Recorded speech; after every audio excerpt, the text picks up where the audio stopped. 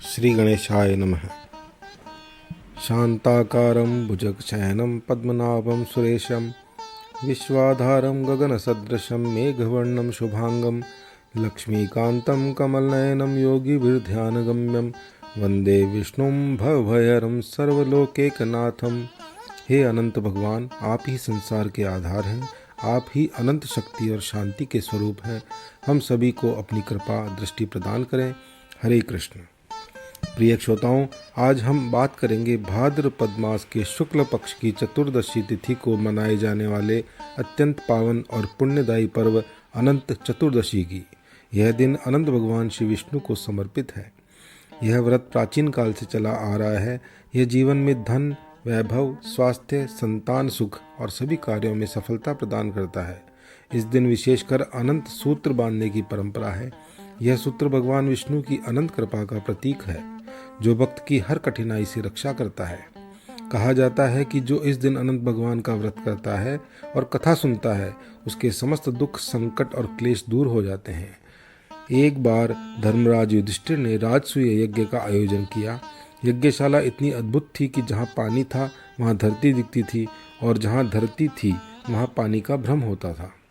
गांधारी के पुत्र दुर्योधन जब यज्ञशाला में आए तो उन्हें यह भ्रम हुआ। वे जहाँ धरती थी वहाँ पानी समझकर अपने कपड़े ऊपर कर लिए थे, और जहाँ पानी था वहाँ धरती समझकर गिर गए। यह देखकर द्रौपदी और अन्य सभी ने उनका खूब उपहास किया और उन पर हंसे। अपने तिरस्कार से दुर्योधन बहुत आहत हुए और वे अपने राज्य लौट आए। शकुनी ने उन्हें जुए से पांडवों का राज्य छीनने के लिए उकसाया। जुए में दुर्योधन ने छल से पांडवों का सारा राज्य जीत लिया और उन्हें वन में भटकने पर मजबूर कर दिया। इस वृत्तांत को जानकर भगवान श्री कृष्ण पांडवों से मिलने वन में आए। दुख में डूबे पांडवों ने उनके चरणों में मस्तक झुकाया। धर्मराज युधिष्ठिर ने श्री कृष्ण से पूछा, हे केशव, हम भाई बहुत दुखी हैं। इस अनंत दुख सागर से हमारा पीछा कैसे छूटे? किस देव की पूजा करने से मैं वापस अपना श्रेष्ठ राज्य पा सकूंगा? श्री कृष्ण बोले, हे युधिष्ठिर, सब पापों का नाश करने वाला एक पवित्र अनंत व्रत है। यह स्त्री और पुरुषों के सभी कामों को पूर्ण करता है। इसे भाद्रपद शुक्ल पक्ष की चतुर्दशी के दिन किया जाता है। तब युधिष्ठिर ने फिर पूछा, हे प्रभु, अनंत क्या है? क्या वह शेषनाग है, तक्षक है या परमात्मा है? श्री कृष्ण मुस्कुराए और बोले, हे धर्मराज, मैं ही अनंत हूँ। मैं ही काल, आदित्य और ग्रहों का रूप हूँ। जो अनादि और अविनाशी है वही अनंत है।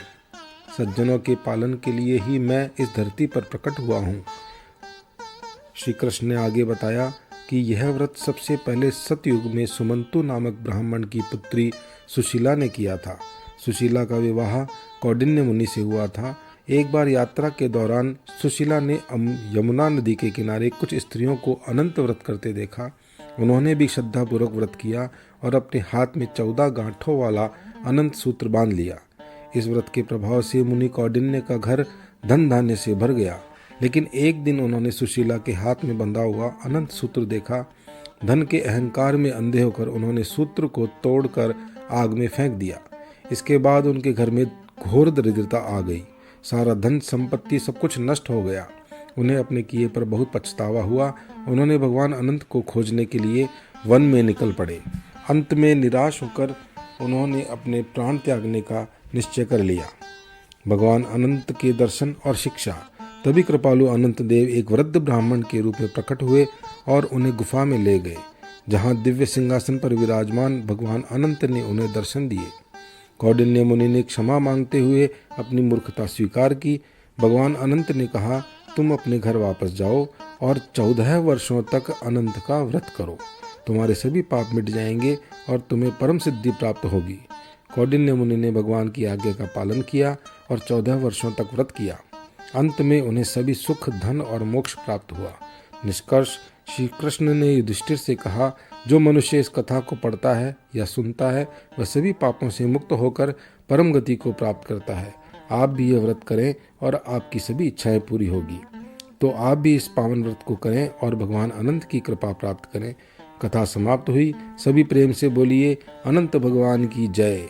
अनंत चतुर्दशी व्रत की जय।